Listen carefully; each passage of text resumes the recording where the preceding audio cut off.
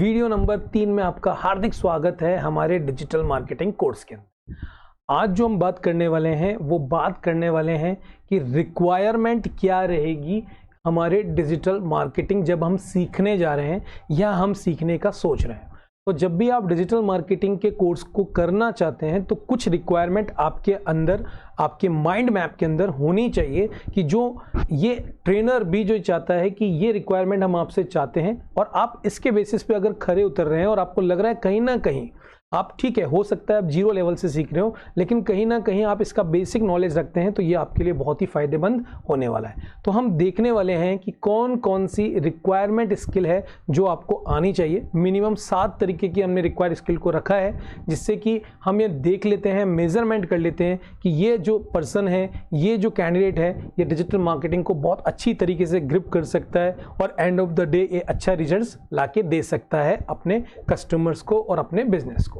देख लेते हैं कौन कौन से रिक्वायरमेंट है इन डिजिटल मार्केटिंग। इन डिजिटल मार्केटिंग आपको पता होना चाहिए जिसमें सबसे पहले आ रहा है knowledge of digital marketing channels.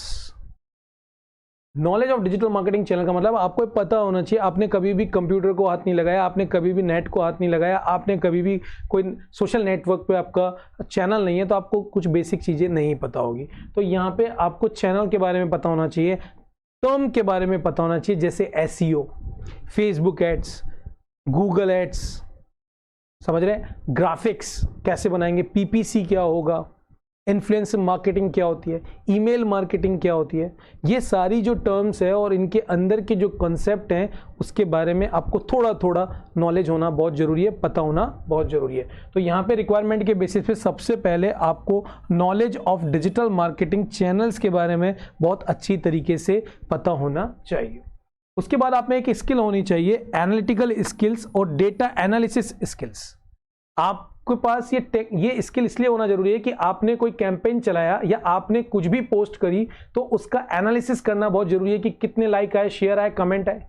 या फिर आप कोई कैंपेन बना रहे हो तो कौन सी ऑडियंस के लिए बना रहे हो, क्या उनका डेमोग्राफिक्स रहेगा, क्या उनका इंटरेस्ट रहेगा। तो कहीं ना कहीं ये एनालिसिस आपको पता होना चाहिए। जो डेटा आपके पास है या जो आपका यूजर है जिसकी बायर पर्सोना आपके पास बिल्कुल क्लियर है, बायर पर्सोना का मतलब है जो खरीदने वाला है वो किस तरीके की सोच रखता है, वो कौन सा हो सकता है, आदमी मेल या फीमेल, उनके बारे में पूरा का पूरा एनालिसिस करना। मतलब क्या भी बोल सकते हो कि कहीं ना कहीं आपको एनालिटिकल और एनालिसिस स्किल्स आनी चाहिए कि तभी ही आप एक अच्छा कैंपेन चला सकते हैं और डिजिटल मार्केटिंग बना सकते हैं।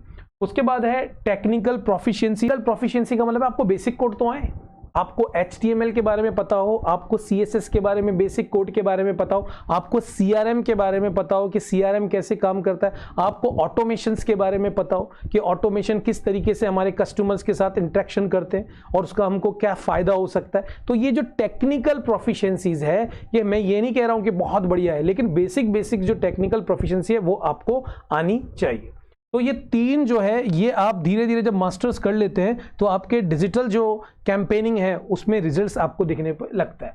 उसके बाद आता है क्रिएटिव स्किल्स। क्रिएटिव स्किल्स का मतलब ये है कि जब आपकी जो ऑडियंस है उसके सामने जो वीडियो दिखेगा, उसके सामने जो ऑडियो सुनाई देगा, उसके सामने जो पोस्ट दिखेगी, उसमें ग्राफिक्स बहुत अच्छी होनी चाहिए, उसकी जो एड कॉपी है वो बहुत ही क्रिएटिव होनी चाहिए, कम हो लेकिन सटीक बोलने वाला होना चाहिए। मतलब कहीं ना कहीं क्रिएटिविटी माइंड्स आपके पास स्किल होनी चाहिए जिससे कि जो दुनिया करती वाली उससे अलग आपने क्या किया, कौन सी ब्रांडिंग यूज़ करी, कौन सा कलर कॉम्बिनेशन यूज़ किया, कौन सा फॉन्ट यूज़ किया, इन सबको लेकर क्रिएटिव बनाना ये भी आपके एक स्किल का पार्ट हो जाता है जो कि मेरे नज़र के अंदर बहुत इंपॉर्टेंट है एक अच्छे डिजिटल मार्केटर बनने के लिए।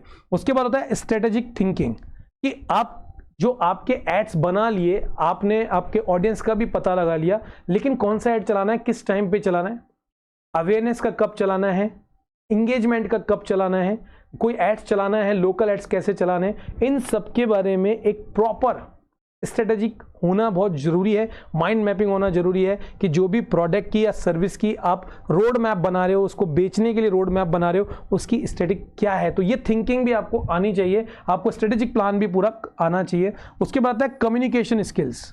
जो चीज़ आपने बनाई है, जो एड्स कॉपी बनाई है, वो डिलीवर कैसे करेंगे, ऑडियंस तक उसका मैसेज बिल्कुल करेक्ट जा रहा है नहीं जा रहा, कम्युनिकेशंस प्रॉपर बैठ रहा है नहीं बैठ रहा। आप बात कर रहे हो किसी ए प्रोडक्ट की और उसका सेंस जा रहा है बी प्रोडक्ट में और आपने उसको ऐड चला दिया, तो कस्टमर्स का या आपका बजट तो जा रहा है, बजट तो पूरा का पूरा स्पॉइल्ड हो रहा है, कोई रिजल्ट से नहीं निकल के आ रहा। तो कम्युनिकेशन स्किल भी आपके पास प्रॉपर होनी चाहिए। किसी को आप उसका प्रॉब्लम जो है उसको समझ रहे हैं और प्रॉब्लम के बाद उसको इंप्लीमेंट कर रहे हैं, पहले से कैंपेन नहीं बना रहे, तो एक स्ट्रेटेजिक प्लान होना चाहिए। तो वो एक बनाना और कम्युनिकेशन स्किल को पावरफुल होना बहुत जरूरी है।